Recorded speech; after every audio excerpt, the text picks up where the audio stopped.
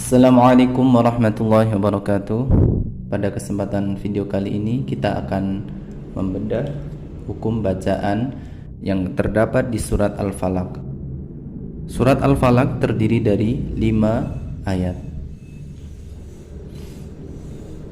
Mari langsung saja kita akan uraikan hukum-hukum bacaan tajwid yang terdapat di surat Al-Falaq.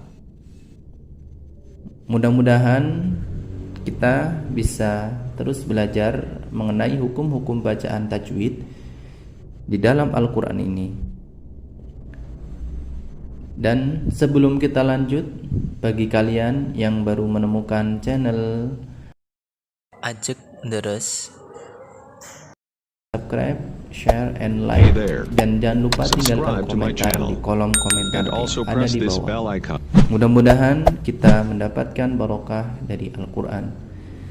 Langsung saja kita akan menguraikan hukum-hukum bacaan tajwid yang terdapat di surat Al-Falaq.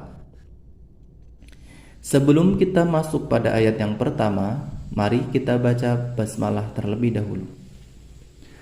Bismillahirrahmanirrahim. Qul a'udzu birabbil falaq.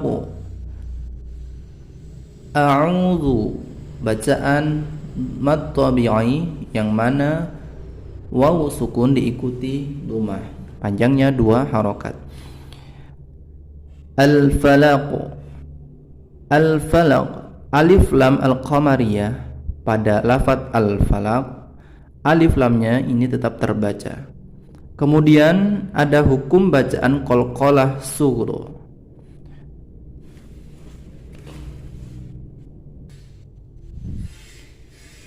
Al-falaq, alif lamnya ini tetap terbaca karena ini adalah hukum bacaan alif lam qamariyah. Terus kemudian ada hukum bacaan qalqalah. Nah, qalqalah ini adalah qalqalah kubra yang mana sukun dari huruf qalqalah karena waqaf. Sukunnya karena waqaf. Qaf, ba, jim, dal, ba. Ya. Ini adalah salah satu hukum baca huruf qalqalah. Min syarri ma khalaq. Nun sukun bertemu huruf shin. Ini adalah hukum bacaan ikhfa yang mana harus dibaca samar-samar. Min syarri. Nah, kemudian ro ini harus dibaca tipis. Karena setiap ro yang berharokat kasrah adalah hukum bacaan ro yang mana harus dibaca tipis atau tarqiq. Ma fathah diikuti alif. Ini adalah bacaan mad tabi'i. Panjangnya 2 harokat. Khalaq, ini adalah bacaan hukum bacaan qalqalah. Wa min syarril ghasiqin idza waqab. Nun sukun bertemu huruf shin. Ini adalah bacaan ikhwa karena nun sukun bertemu shin. Harus dibaca dengan samar-samar. Min syarri, ro-nya juga harus dibaca tarqiq. Ghasiqin, fathah diikuti alif, bacaan mad tabi'i. Begitu juga fathah diikuti alif pada lafadz idza. Ini adalah bacaan mad tabi'i, kadar panjangnya adalah 2 harokat. Waqab, qalqalah kubra. Wa min syarrin naffatsati fil 'uqad. Bacaan ikhfa, nun sukun bertemu huruf shin. An-naffasati, alif lam ini tidak terbaca karena ini adalah hukum bacaan alif lam asy-syamsiyah yang mana langsung masuk pada nun yang bertasydid ini. Kemudian ada fathah berdiri. Fathah berdiri ini harus dibaca panjang atau panjang. Panjangnya itu 2 harokat.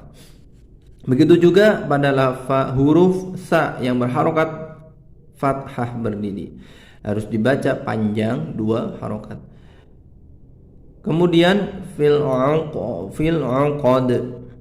Nah, ini langsung masuk pada alif lam ini tetap terbaca karena ini terdapat hukum bacaan alif lam qamariyah.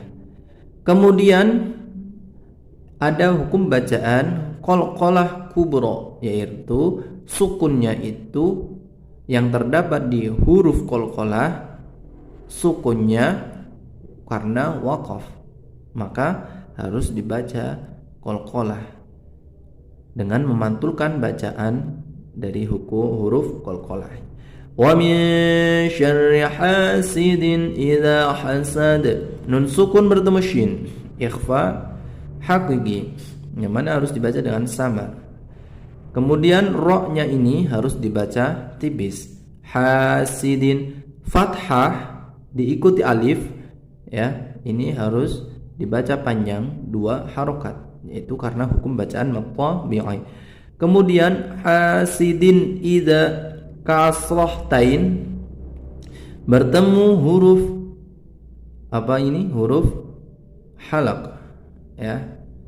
Ini adalah hukum bacaan izhar. Ya, ini ada bertemu huruf hamzah. Kasrahtain bertemu huruf hamzah ini, maka harus dibaca dengan jelas. Idza fathah diikuti alif, sudah jelas, tadi sudah diulang berkali-kali. Ketika ada fathah diikuti alif, maka hukum bacaannya adalah matabi'i, panjangnya 2 harokat. Hasad. Nah, ini tadi juga sudah diulang-ulang, adalah hukum bacaan qalqalah kubra karena terdapat huruf qalqalah yang jatuh pada akhir waqaf, pada akhir ayat atau di waqaf. Karena sukunnya huruf dal ini adalah terdapat di akhir ayat atau dengan waqaf. Demikian video kali ini, mudah-mudahan bermanfaat. Kurang lebihnya mohon maaf yang sebesar-besarnya. Assalamualaikum warahmatullahi wabarakatuh.